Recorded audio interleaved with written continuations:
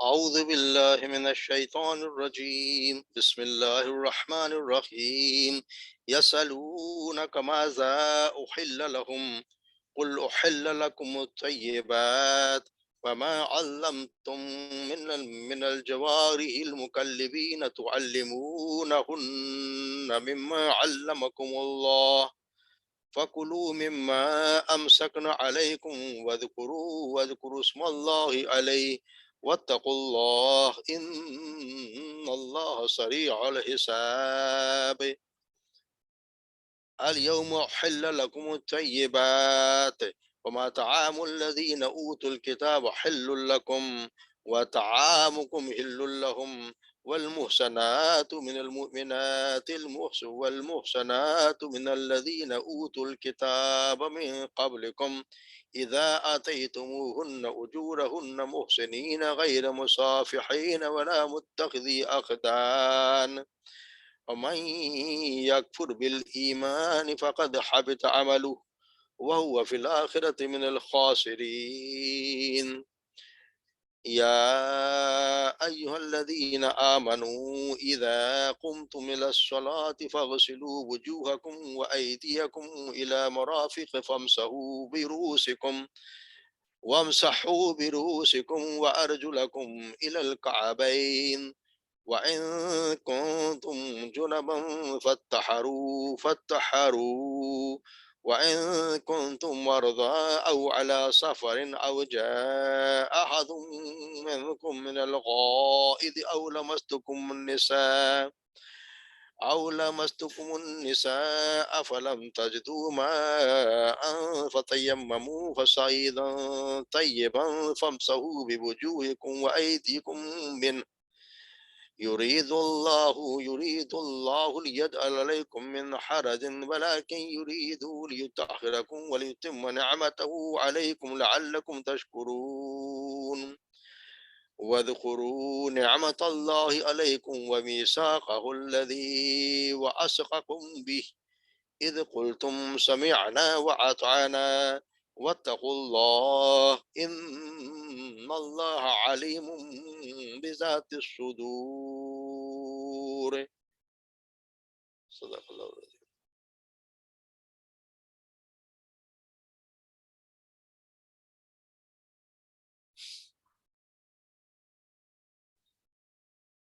ترجمہ دیکھتے ہیں یسألونک کا وہ سوال کرتے ہیں آپ سے ماذا قل لہم ماذا کیا احل حلال کیا گیا لہم ان کے لیے کیا چیزوں کے لیے حلال ہے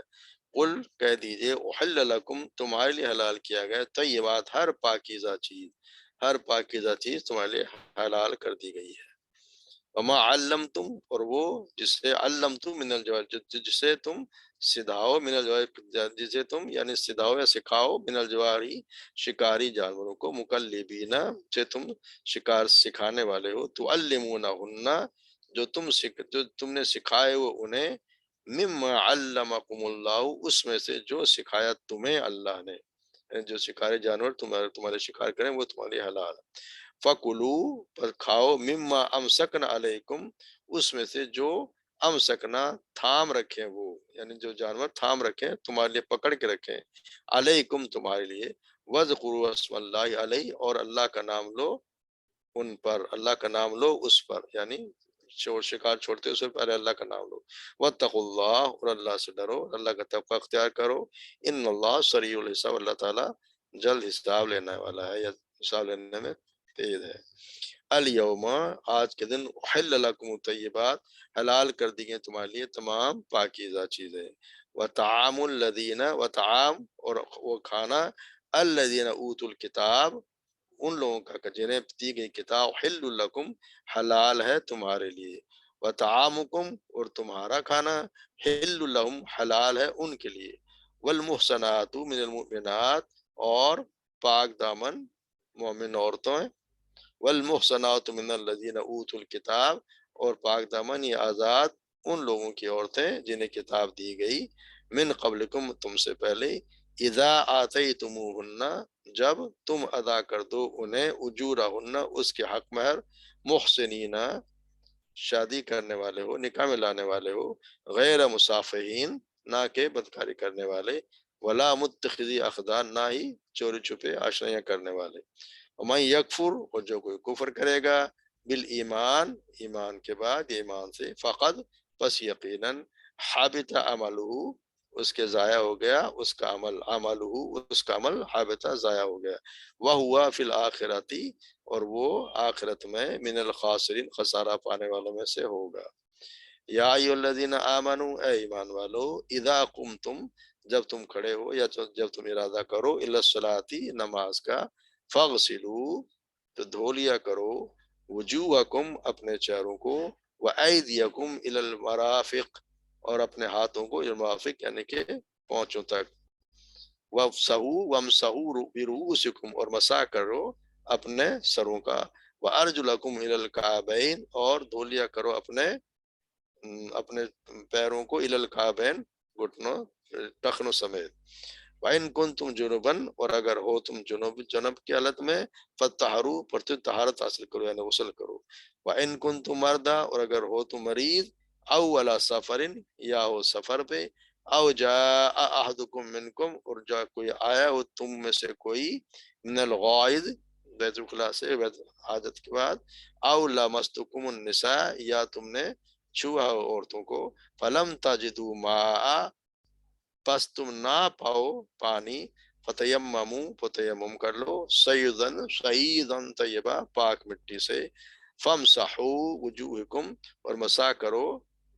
وجوہکم وایدیکم منہ، اس سے اپنے چہروں کا اور اپنے ہاتھوں کا، یعنی تیمم میں صرف اب چہرے کا اور ہاتھ پہ مسح کرنا ہے۔ ما یرید اللہ، اللہ نہیں چاہتا، یجعل علیکم من حرج، کہ وہ دے تمہارے لیے کوئی تنگی رکھے، تو کوئی تنگی میں رکھے، ولیکن، بلکہ وہ، یرید وہ تو چاہتا ہے، یطہرکم، تاکہ تمہیں پاک کرے، ولیتم نعمتہ، اور وہ تاکہ تمام کرے اپنی نعمت، علیکم، تم پر، لعلکم تشکرون، تاکہ تم شکر ادا کرو، واذکروا، یاد کرو یا ذکر کرو، نعمت اللہ علیکم، جو اللہ نے تم پر نعمت کی، ومیثاقہ الذی، اور اس میثاق کو جو، اسقاکم بھی، جو تم نے کیا، جو اس نے کیا تمہارے ساتھ، یا تم نے کیا اس کے ساتھ، اذ قلتم، جب تم نے کہا، سمعنا واطعنا، ہم نے سنا اور ہم نے اطاعت کی، واتقوا اللہ، اور اللہ کا تقوی اختیار کرو، ان اللہ علیم بذات الصدور، بے شک اللہ تعالیٰ سینوں کی باتیں بھی، سینوں کے بھید بھی جاننے والا ہے۔ مختصر تفسیر دیکھ لیتے ہیں۔ کل جیسے ہم نے پڑھا کہ کیا چیزیں حرام کی گئی ہیں، تو آج اس میں بتایا گیا ہے کہ اللہ تبارک و تعالیٰ نے وہ سوال کرتے ہیں، یسألونک ماذا احل لہم، کہ کیا چیزیں ہمارے لیے حلال ہیں۔ یہ صحابہ کرام کے ذہن میں سوال خیر ہوتا ہے ذہن میں، جس کے بھی جو آدمی اس تگودوں میں رہتا ہے کہ کیا چیز ہے، اصل میں مذہب کی قسم کے لوگ جو ہوتے ہیں اکثر ان کے ذہن میں ہر چیز، ان کو یہ سمجھتے ہیں کہ ہر چیز جو ہے وہ حرام ہے، جب تک کہ اس کو حلال نہ اس کو بتا دیا جائے کہ یہ حلال کر دی گئی۔ ہر چیز کو، کسی چیز کو بھی وہ وہمی پن و شمار ان سے شکار ہوتے ہیں، ہر شبہ میں حلال اشیاء اور جائز کاموں کی وہ ڈھونڈتے رہتے ہیں کہ کون سی چیز حلال ہے اور کون چیز ہمارے لیے حلال، اور جس چیز وہ حلال ہے تو اس کو ہر چیز کو حرام سمجھتے ہیں۔ یہاں اللہ تبارک و تعالیٰ نے، قرآن نے اسی ذہن کی اصلاح کر دی، یعنی یہاں پوچھنے والے کا مقصد یہ تھا کہ تمام حلال چیزوں کے ہمیں بتا دی جائیں کون سی چیز حلال ہیں، تاکہ ہم صرف انہیں کو استعمال کریں، باقی چیزوں کو چھوڑ دیں۔ اور اللہ تبارک و تعالیٰ نے ان کو اس کا سارا الٹ جواب دیا۔ اس کا جواب یہ بتایا کہ اس کے بعد عام ہدایت ساری چیزیں حلال ہیں، ہر پاکیزہ چیز، ہر پاکیزہ چیز حلال ہے، سوائے ان کے جو حرام قرار دے، حرام بتا دیا گیا اور حلال کو چھوڑ دیا گیا۔ ہر وہ چیز حلال ہے جو پاکیزہ ہے اور جس کو حرام قرار نہیں دیا گیا۔ اب پہلے تو یہ تھا کہ ہر چیز حرام ہے، جس کو حرام ٹھہرایا جائے، جسے حلال نہ ٹھہرایا جائے۔ اس کے بعد اس کے اصول اب یہ مقرر ہو گیا کہ ہر چیز حلال ہے جب تک کہ اس کی حرمت ثابت نہ ہو کہ یہ حلال نہیں ہے، حرام نہیں بتائے کہ ہر چیز حرام، ہر چیز ہلاک ہوگی۔ حالانکہ اس لیے یہ سارا وسیع ہو گیا کہ ہر چیز اب یہاں بتا دیا کہ احل لکم الطیبات، ہر پاکیزہ چیز آپ کے لیے حلال کر دی گئی۔ اب پاکیزہ چیز کیا ہے؟ ایک تو پاکیزہ چیز یہ سمجھ لینا کہ پاکیزہ چیزیں وہ جو ایک تو انسان کے خود کا نفس کہتا ہے کہ جی وہ سڑی ہوئی نہیں ہو، پاک صاف ہو، بدبودار نہ ہو، یہ چیزیں پاکیزہ چیزیں ہیں جن کا ہمیں بہت زیادہ خیال رکھنا چاہیے کہ پاکیزہ ہر انسان کو پتا ہوتا ہے کہ یہ چیز گندی ہے، پرانی ہے۔ دوسرا جو خاص طور پر تیب اس نے رہا حلال اور حرام کا سوچنا چاہیے کہ اس میں جو میں چیز کھا رہا ہوں وہ کتنا میرے لیے میرا رزق حلال ہے کہ نہیں ہے۔ پاکیزہ چیزوں میں یہ بھی آتا ہے کہ وہ آپ کا کتنا حلال اس میں آیا کہ نہیں آیا۔ اگر حلال رزق سے آیا کوئی چیز نہیں تو بس کتنی پاک صاف ہو، اگر وہ چیز آپ کے لیے تو حلال تو نہ ہوئی۔ اس لیے پہلے انسان اپنے رزق کو دیکھے اور پھر یہ دیکھے کہ وہ چیز صاف ستھری ہو، گندی باسی سڑی ہوئی نہ ہو، بدبودار نہ ہو۔ تو پھر اس لیے یہ صاف صاف ہے کہ ہر پاکیزہ چیز تمہارے لیے حلال کر دی گئی ہے، اور وہ چیزیں بھی وہ معلمت من الجوارح جو تم جنہیں تم نے سکھایا ہو، یعنی وہ شکار جانور جو سدھائے جاتے ہیں جاتا ہے، اور دوسرے اور شکاری کتوں کو سمجھاتے ہیں، پرندوں سے کتے ہیں، چیتے ہیں، باز ہے، شکرا، ان سے شکار کیا جاتا تھا حربوں میں۔ تو ان کو ہے کہ اگر ان پر اللہ کا نام لے کے پہلے اللہ کا نام لے کے چھوڑ دیں، اور شرط یہ کہ وہ اس طرح سکھائے گا کہ وہ آپ کے لیے اس شکار کو روک رکھے۔ اگر ان امسکن علیکم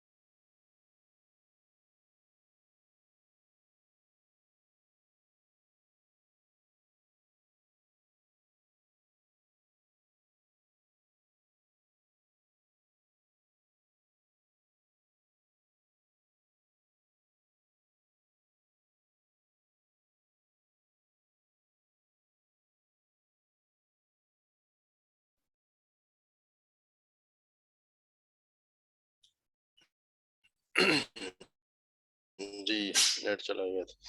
تو یہ کہ وہ شکاری یعنی کہ جو جانور بھی ہیں، کتے ہیں، چیتا ہے یا باز ہے، شکارا، ان کے جو ان کو اتنا سکھائے گا جو اللہ نے تمہیں سکھایا، اس میں جو تم نے اتنا سکھا دیا کہ تمہارے لیے شکار کو روکے رکھیں، اور جو اس پر ان کو چھوڑنے سے پہلے ان پر اللہ کا نام لے لیا جائے تو پھر وہ آپ کے لیے حلال ہے۔ اور اگر اس میں سے کچھ کھا بھی انہوں نے لیا ہو تو اس سے پوچھا جاتا ہے کہ جی اگر انہوں نے کھا لیا تو پھر کیا ہو؟ تو آپ سے فرمایا جب تک اپنے سدائے کتوں کو چھوڑو، ان پر اللہ کا نام لو تو ان کا کیا وہ شکار کھا لیا کرو۔ آپ نے فرمایا جب تم اپنا تیر چھوڑو تو بسم اللہ کہہ لیا کرو۔ اس طرح سے آپ نے فرمایا کہ جب آپ نے تم شکار پر تیر چھوڑو، پھر اس شکار کو 1 یا 2 دن کے بعد پاؤ، پھر دیکھو کہ اس پر تمہارے تیر کے علاوہ کوئی اور نشان نہیں تو تم اسے کھا سکتے ہو، اور اگر شکار پانی میں گر پڑا ہو تو پھر اس کو مت کھاؤ۔ تو اس طرح یہ اللہ تبارک و تعالیٰ نے ہر چیز کا بتا دیا گیا ہے کہ ان یوں بھی چیزیں تمہارے لیے حلال کر دی گئی ہیں جو تمہارے لیے تمہارے جانور روک کے رکھے ہیں۔ مگر یہ ہے کہ اگر آپ نے شکار کیا، شکار اپنا جانور چھوڑا، اور پھر اگر کتے چھوڑ دیے انہوں نے آپ کے لیے روکا رکھا، مگر اس میں اگر دوسرے کتے بھی شامل ہو گئے، آپ نے دیکھا ہے جو اور کتا بھی شامل ہے جو آپ نے جس کو نہیں چھوڑا کیونکہ آپ نے تو اس پہ اللہ کا نام نہیں لیا، تو پھر اس کو کھانے سے منع کرتے، وہ تم نے پھر اس کو نہیں کھاؤ گے، وہ آپ کے لیے حلال نہیں ہے۔ خیر اپنے آج کل شکار کے تو یہ اس زمانے کی بات ہے جب یہ اس طرح شکار کیا جاتا تھا، اور کتوں کے لیے بھی ہے قسمت آپ سے فرمایا کہ کتا جو ہے وہ کتے کے لیے تو بنایا گیا ہے کہ جی کتا جو ہے وہ آپ سے فرمایا جو شخص کتا پالتا ہے ہر روز اس کی نیکیوں میں سے 1 قرات کم ہوتا ہے، سوائے بکریوں یا کھیتی وغیرہ کی حفاظت کے کتے کے یا شکار کے کتے کے۔ اگر اس مقصد سے کتا رکھا ہے تو وہ جائز ہے، ورنہ 1 قرات روزانہ اس کی نیکیوں سے کم ہو جاتا ہے۔ تو آپ سے پوچھا گیا 1 قرات کتنا، تو آپ نے فرمایا احد پہاڑ کے برابر۔ جو شخص کے کتے جو شوق سے پالتے نا، لیے پھرتے ہیں، صبح خود بھی واک کرے، ان کو واک کرا رہے ہوتے ہیں، کھانا آ رہا ہے خاص کتوں کے لیے، ان کو پتہ نہیں ہے کہ ان کے حساب میں سے کتنی نیکیاں کم ہو جاتی ہیں. اور جو کتا پالتا ہے ہر روز اس نیکیوں میں سے ایک قرات کم ہو جاتا ہے. تو یہ ان کو سوچنا چاہیے کہ اپنا شوق میں آپ کی ہم کیا کیے جا رہے ہیں. ان اللہ اتقوا اللہ واتقوا اللہ سے ڈر، اللہ سے ڈر، تقوی اختیار. ان اللہ سریع الحساب، اللہ تعالیٰ بہت جلد حساب لینے والا ہے. سیدہ عائشہ صدیقہ فرماتی ہیں، رسول اللہ نے فرمایا جس سے حساب لیا گیا اسے عذاب دیا جائے گا. سیدہ عائشہ صدیقہ کہتے ہیں کہ میں نے عرض کی کہ یا رسول اللہ، کہ اللہ تعالیٰ یہ نہیں فرمایا کہ سوف یحاسب حسابا یسیرا، ان قریب اسے حساب لیا جائے گا نہایت آسان حساب. آسان فرمایا یہ آسان حساب تو بس سرسری پیشی ہے، لیکن جس سے حساب کی کرید کی گئی اس کو ضرور عذاب ہوگا. یعنی یہ تو صرف پیشی ہے. اللہ تعالیٰ پوچھے تو نے کام کیا، اور وہ کہہ دے گا جی میں نے کیا. اللہ تعالیٰ اسے معاف فرما دیں گے. اس لیے دعا کرتے رہتے اللہم حاسبنی حسابا یسیرا، اللہم اے میرے اللہ حاسبنی میرا حساب لے، حسابا یسیرا آسان حساب، میرا آسان حساب لینا. یہ دعا تھا. جس سے آسان حساب لیا گیا وہ بچ گیا، اور جس سے حساب کتاب شروع ہو گیا، جس سے پوچھا گیا کہ یہ تم نے کیوں کیا اور کہاں کیا، اللہ تبارک و تعالیٰ سرائم کرے تو اس کو پھر اللہ چاہے تو معاف کر دے، چاہے تو سزا دے، اس کی مرضی ہے. پھر بتایا کہ الیوم احل لکم الطیبات، تمہارے لیے آج حلال کر دی گئی ہیں طیبات پاکیزہ چیزیں. پہلے باتیں ہو رہی تھیں کھانے کی اس کی، اب شکاری کے، اب جو کھانا جو کھایا جاتا ہے کہ ان کی کیا کیا چیزیں اس میں سے پاکیزہ. تو آپ کو بتایا کہ تمہارے لیے ہر پاکیزہ چیز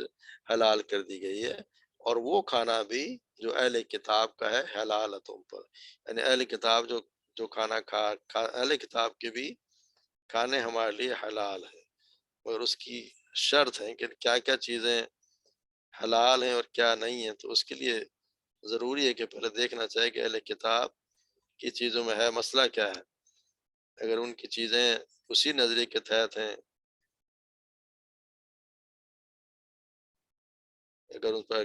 لیا گیا اللہ کا نام لیا، نہ کسی اور کا نام لیا گیا، تو پھر حلال نہیں ہوگی. یا ان کو دسترخوان کو ایسی اشیاء رکھی ہوں، یا تو شراب ہے، سور کا گوشت ہے، تو یہ اگر چیزیں ان کی دسترخوان، وہ چیزیں ہمارے حلال نہیں ہیں. اگر ان کو رکھیں تو پھر تو ان کو کھانا بھی بالکل جائز ہے. ان کا اگر یہ چیزیں بھی ان کے دسترخوان پہ موجود ہوں جو ہمارے لیے حرام ہے، ان کو وہ سمجھتے ہیں کہ شراب جیسے شراب ہے، سور کا گوشت ہے، ایسی ان کے ساتھ دانا، برتنوں میں بھی کھانا جائز نہیں ہے. اگر یہ چیزیں موجود ہیں تو پھر ان کے برتنوں میں بھی کھانا جائز نہیں ہے. تو رہے اہل کتاب کے علاوہ دوسرے تو ان کا ذبیحہ تو ویسے ہی وہ تو جو کوئی نام اللہ کا لیتے نہیں. یا جس طرح کے جانور جن کا گلا کاٹ کر کھایا جائے وہ بھی ہمارے لیے حلال نہیں ہے. جس جانور پر بھی اللہ کا نام نہ لیا جائے اس کا گوشت کھانا جائز نہیں ہے. دور نبی میں تو پھر بھی جو یہودی تھے عیسائی تو کم از کم اللہ پر یوم آخرت کو یقین رکھتے تھے. مگر آج کل جو حالات ہیں سارے عیسائی زیادہ دین سے بیزار ہیں، وہ کون سے اللہ کا نام لیتے ہیں. اس لیے احتیاط کرنی چاہیے کہ ان کے کھانے کے ساتھ کیا کیا جائے. مگر بس کھانے میں بتا دیا گیا ہے کہ حلال ہے ان کا کھانا. مگر جو اہل کتاب نہیں ہے، دوسرے جو اور مذاہب کے لوگ ہیں، جیسے ہندو یا کوئی اور، ان کے ساتھ نہ کھانا، ان کا نہ کھانا، ان کے ساتھ بیٹھ کے کھانا بھی جائز نہیں ہے. اس طرح ہمارا کھانا جو ہے وہ طعامکم ان کے لیے حلال ہے، وہ کھا سکتے ہیں. والمحصنات، اور پاک دامن مومن عورتیں، آزاد مومن عورتیں تمہارے لیے حلال ہیں. اور وہ مومن، وہ بھی پاک دامن آزاد عورتیں جو اہل کتاب میں سے، وہ بھی تمہارے لیے حلال ہے. یعنی یہاں پہ اجازت دی گئی ہے ان سے نکاح کی، کہ ان سے عورتوں سے شادی کی جا سکے. کتابی عورتوں سے نکاح کی شادی وہی ان کی شرط بھی وہی ہے جو مسلمان عورتوں کے لیے. یعنی کہ نکاح کا مقصد جو ہے وہ نکاح ہو، شہوت رانی نہ ہو، باقاعدہ نکاح ہو جس میں قبول ہو، اس کے یہ زندگی بر ساتھ نبھانے کا ہو. مگر یہ ہے کہ اس میں ایک خطرہ رہتا ہے کہ اگر اللہ نہ کرے، اس کے جیسے بعد میں آیا تھا نہیں کہ اگر یہ تمہارے ایمان کا خطرہ بن جائے، یہ اگر اس کے آپ نے اس عورت کی خوبصورت محبت میں شادی کی اور پھر تمہارے ایمان کا خطرہ بن گئی، تو پھر یہ تمہارے لیے مشکل ہو جائے گا. کہ کیا تو اسے اجازت تو ہے، مگر دیکھ بھال کے بہت سوچ سمجھ کے کرنی چاہیے. اور ہم آج کل کے حالات خود ہی دیکھ لیں کہ جو ہمارے بہت سے عرب حکمرانوں نے شادیاں کی ہیں ان میں، اور پھر ان کا حال کیا ہوا. یاسر عرفات کا کیا حال ہوا، زہر دیا گیا، اس کو اس نے بھی اہل کتاب سے شادی کی تھی۔ ہمارے یہاں بہت سے لوگ کر تو لیتے ہیں، اجازت ہے، مگر پھر بھی دیکھنا چاہیے کہ میں جس سے شادی کر رہا ہوں میرا بعد میں انجام کیا ہونا ہے، یہ میرے ساتھ نباہ ہوگا بھی کہ نہیں، یا مجھے دین سے ہی تو متنفر نہیں کر دی۔ اور مگر مردوں کو اجازت دی گئی ہے کہ وہ شادی کر سکتے ہیں اہل کتاب کی عورتوں سے، مگر ہماری عورتوں کو ایک اجازت نہیں ہے کہ ان کے مردوں سے شادی نہیں کی جا سکتی۔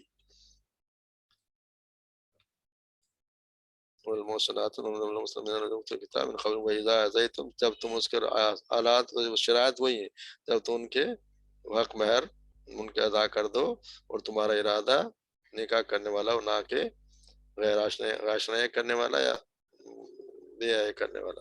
اور میں یکفر بالایمانی، اور جس نے کفر کیا ایمان کے ساتھ تو پر اس کے پھر وہ عمل جو ہے وہ ضائع ہو گئے۔ اس کے وہی سیدنا ابو ہریرہ فرماتے ہیں کہ آپ نے فرمایا اس ذات کی قسم جس کے ہاتھ محمد کی جان ہے،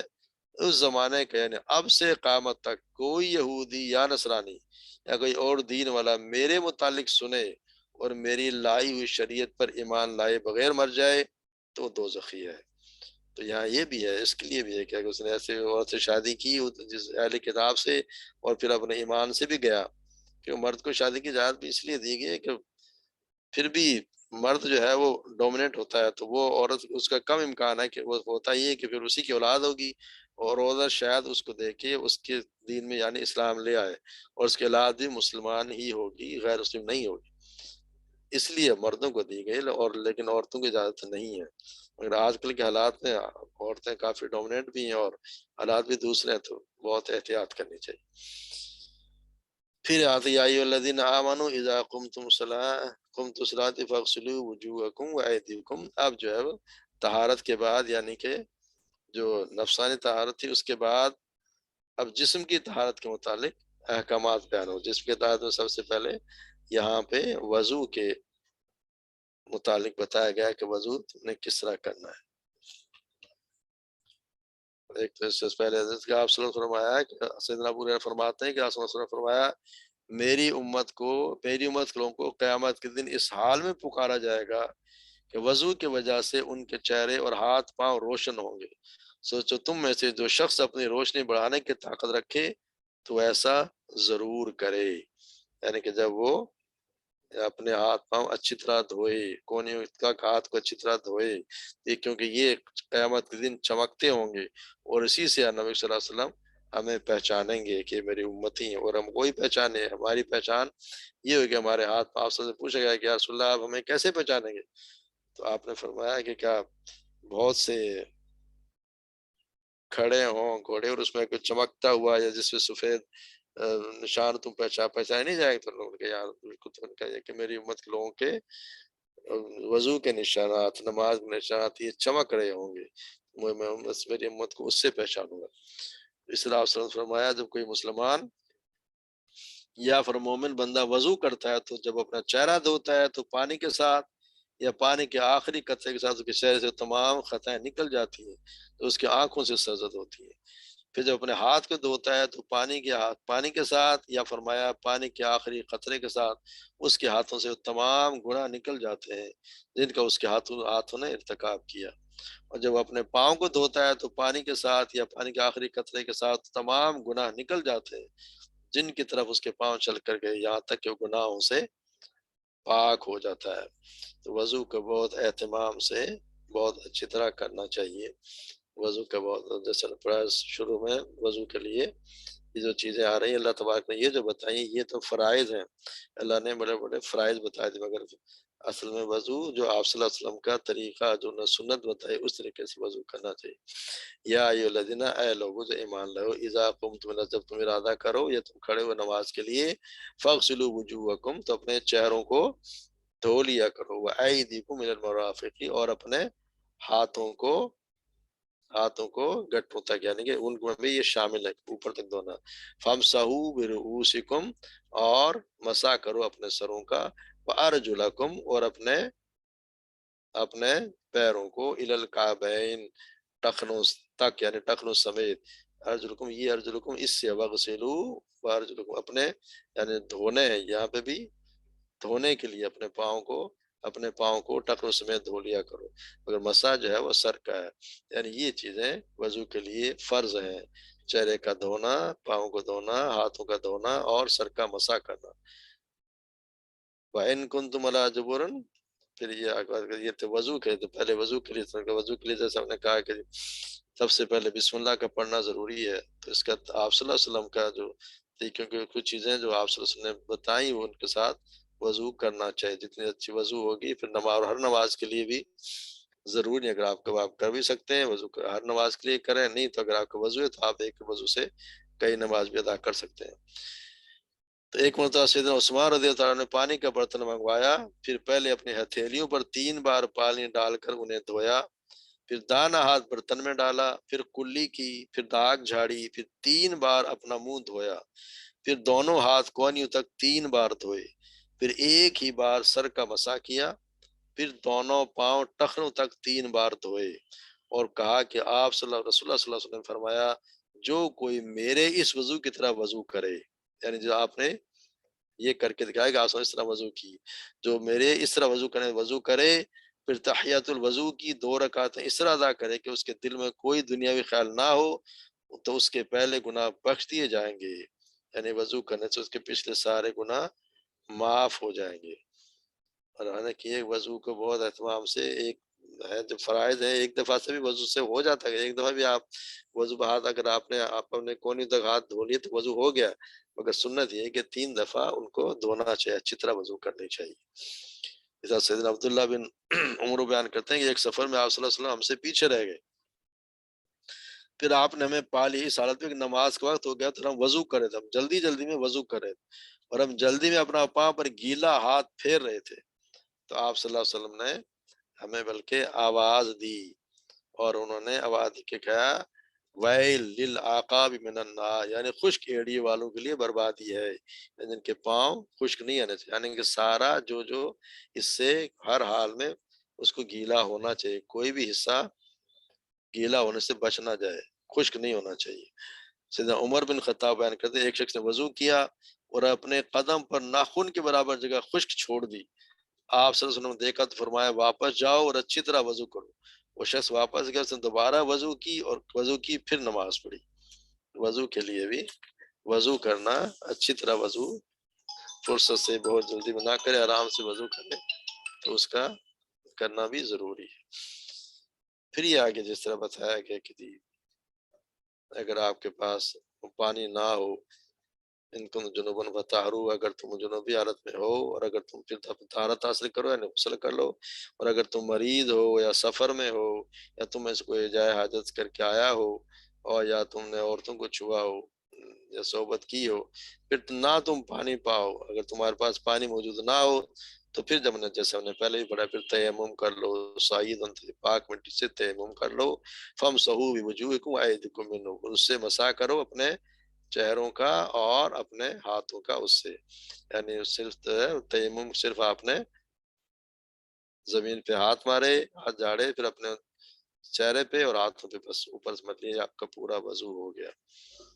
اسی طرح اگر آپ نے وضو کر کے، تو اس طرح اس میں یہ ہو کر پہلے وضو کا پڑھا اور یہ آپ نے تیمم کا پڑھ لیا۔ تو وضو میں کچھ چیزیں فرض جیسے انہوں نے بتایا، چہرے کا دھونا، ہاتھوں کو کونے تک دھونا، کونیاں اس میں شامل ہیں، سر کا مسح کرنا، اپنے دونوں پاؤں ٹخنوں تک دھونا، یہ جو چیزیں ہیں وہ ضروری ہیں۔ اور ابتدا، جیسے وضو کی ابتدا بھی سب سے پہلے ہاتھوں سے کی طرف سے کریں، جیسے طریقہ آپ نے بتایا، ہاتھوں سے کرے اور آخر میں پاؤں کو دھو لے۔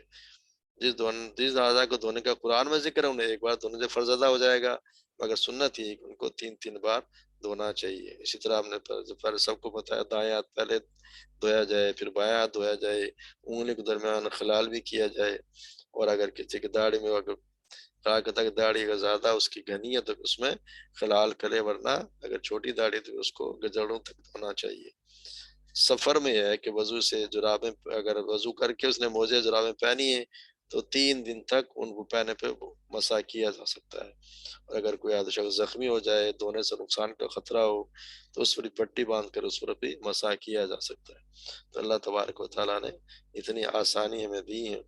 پائے نہ آئے تو پھر یہ ہے کہ اللہ تعالیٰ کہتے ہیں ما یرید اللہ یجعل لکم حرج، اللہ تعالیٰ تم پر کوئی تنگی نہیں کرنا چاہتا ہے، ولیکن یرید، بلکہ وہ تو چاہتا ہے کہ تمہیں پاک کر دے اور تم پر اپنی نعمتیں تمام کر دے، تمہاری نعمتوں کو تمام کرے تاکہ تم اس کا شکر ادا کرنے والے ہو جاؤ، شکر ادا کرو۔ تو اللہ تبارک تعالیٰ کتنی آسانیاں رکھی ہیں کہ وضو کرنے سے سارے آپ کے گناہ بھی معاف ہو جاتے ہیں، اور پھر اس کے ساتھ ساتھ اگر پانی نہ بھی پاؤ تو پھر بھی آسانی دے دی کہ پاک مٹی تمہارے لیے کر دی، مٹی سے کر لو، کم سے کم تم ہر روز اس سے بھی تم پاک ہو، جب تک پانی نہ ملے تم اس کے پاک کو پانی مل جائے تو آپ جو وضو کر لیں اس کے ساتھ اور نہا لیں، وہ پھر نہانا ضروری ہو جائے گا۔ نعمت کرو نعمت علیکم، اور تم نعمت کو ادا اور یاد کرو اللہ کی نعمت جو تم اس نے کی اور ذکر کرو، ومیثاقہ الذی اسقاکم بہ، اور اور جو تم نے تم سے عہد باندھا، جب تم نے عہد باندھا، واسقاکم بہ واذ کنتم، جب تم نے کہا سمعنا واطعنا، جب ہم نے سنا اور اطاعت کی، جب تم کہا نا، جب سے پڑھا آمن رسول وانتم، کہتے ہیں سمعنا واطعنا غفرانک ربنا والیک المصیر، ہم نے سنا اور ہمیں اطاعت کی، تو وہ بھی ایک ہے۔ دوسرا ہے کہ جب وہ بھی ایک میثاق پختہ عہد، ہم نے وہ بھی کہ اللہ سے ہم نے آدم علیہ السلام کی ذریت کے جتنے ہر کسی نے اللہ تبارک و تعالیٰ سب سے عہد لیا، تو ہم نے اس عہد کیا۔ پھر اللہ رسول اللہ صلی اللہ علیہ وسلم بھی عہد لیا کرتے، جب لوگ مسلمان ہوتے تھے تو ان سے ایک پکا میثاق جیسے بیعت کہتے ہیں، اللہ صلی اللہ علیہ وسلم کے ہاتھ پر وہ بیعت کیا کرتے تھے، تو وہ بیعت جو تھی اس کا ہے کہ جو تم نے وعدہ کیا اس کو پورا کرو، جو تم نے کہہ دیا، اور پھر کہ اللہ سے ڈرو کیونکہ وہ تمہارے دلوں کے بھید بھی جاننے والا ہے۔ تو میثاق جو اللہ سے ہم نے کیا اور اللہ کے رسول سے کیا، اللہ کے رسول سے بیعت کرنا بھی ایسے جیسے آپ نے اللہ سے وعدہ کیا ہے، تو وہ بھی میثاق اسی طرح ہے۔ تو اس کا اصل میں آتا ہے بیت عقبہ، جو سیرت میں پڑھتے نا کہ آپ صلی اللہ علیہ وسلم عزت سے پہلے طائف گئے اور وہاں پہ بہت پریشانیاں اٹھائیں، واپس آئے، پھر آپ صلی اللہ علیہ وسلم حج کے دنوں میں جا کے اور جب تبلیغ کرنے لگے تو مدینہ کے جو کچھ اسباق لوگ آئے ہوئے تھے، اشخاص، انہوں نے آپ صلی اللہ علیہ وسلم کی بات سنی، تو انہوں نے پہلی دفعہ عقبہ کا مقام ہے جو وادی منا اور مکہ کے درمیان، عقبہ ایک درے کا نام ہے، وہاں پہ خفیہ 5 لوگوں نے یا 7 لوگوں نے آپ صلی اللہ علیہ وسلم نے بیعت کی، اس کو بیعت عقبہ وہ کہتے ہیں۔ اس کے بعد اگلے سال جو ہے وہ کچھ اور زیادہ لوگوں نے کی، تو اس میں اس کو بیعت عقبہ دوسری بیعت کی جاتی ہے۔ تو وہ اس بیعت کے بارے میں کہ جو بیعت کی گئی اس کو بتایا گیا ہے کہ وہ جو بیعت کی اس پر تم قائم رہو۔ کچھ لوگوں نے یہ کہا ہے، کچھ لوگوں نے وہ کہا ہے کہ جو ہم نے اللہ سے کی بیعت، یا جو ہم خود نے کہا کہ سمعنا واطعنا غفرانک، وہ بھی ہم نے بیعت کی، تو یہ جو بیعت کی اس میں بیعت سیدنا عبادہ بن صامت کہتے ہیں جو اس بیعت میں دونوں بیعت میں شامل تھے، بیعت عقبہ اولیٰ میں بھی اور دونوں میں وہ شریک تھے، ان کی ہدایت کو بخاری مسلم دونوں نے ذکر کیا۔ وہ کہتے ہیں کہ عبادہ بن صامت کہتے ہیں کہ ہم نے رسول اللہ صلی اللہ علیہ وسلم سے اس بات پر بیعت کی کہ آپ ہمیں جو حکم دیں گے ہم مانیں گے، چاہے آسانی ہو یا تنگی ہو، خواہ وہ ہمیں اچھی لگے یا ناگوار محسوس ہو، خواہ آپ دوسروں کو ہم پر ترجیح دیں یا جس کو بھی آپ امیر مقرر فرمائیں گے ہم اس کا حکم مانیں گے، اس سے بحث نہیں کریں گے، اور ہر صورت میں حق بات ہی کہیں گے، اور اس معاملے میں کسی ملامت کرنے والے کی ملامت سے نہیں ڈریں گے۔ یعنی کہ یہ انہوں نے بہتری آپ سے کہ جو آپ کہیں گے کریں گے، ہمیں بات پسند آئے نہ آئے، یہ بیعت لی گئی، اور یہ بات اس بات کو اس کو پورا کرو جو تم نے کی، اور اللہ سے ڈرو کہ اللہ تبارک و تعالیٰ تو تمہارے دلوں کے حال بھی جانتا ہے۔ تو اللہ تبارک و تعالیٰ ہم نے بھی اللہ سے عہد کیا سمعنا واطعنا، ہمیں اس پہ پورا کرنے کی توفیق عطا فرمائے، اور ہمیں ان پہ عمل کرنے کی توفیق عطا فرمائے اور ہمت دے ہم بھی تاکہ اس پہ قائم رہ سکے۔ اللہ تبارک و تعالیٰ تو ہمیں جانتا ہے کہ جو کچھ ہم کر رہے ہیں، اور ہمیں تو تمہارے دلوں کے بھید سے بھی واقف ہے، اس لیے کوئی اللہ کے سامنے تو کوئی چیز چھپی رہ ہی نہیں سکتی۔ اللہ تبارک و تعالیٰ سے دعا ہے ہم سب کو قبول فرمائے، ہمیں ہمت دے، صحیح سمجھ عطا فرمائے اور سمجھ توفیق عطا فرمائے۔ اچھی طرح جو اللہ تبارک و تعالیٰ نے ہدایت دی ہے، جو حلال و حرام کی تمیز ہمیں اللہ تبارک و تعالیٰ دے اور ہم پہ اسی کے مطابق چلنے کی زندگی گزارنے کی توفیق عطا فرمائے، آمین۔ وآخر دعوانا الحمدللہ رب العالمین۔ بیٹا سبحانک ریکویسٹ کر دیں گے۔ السلام علیکم ورحمۃ اللہ وبرکاتہ۔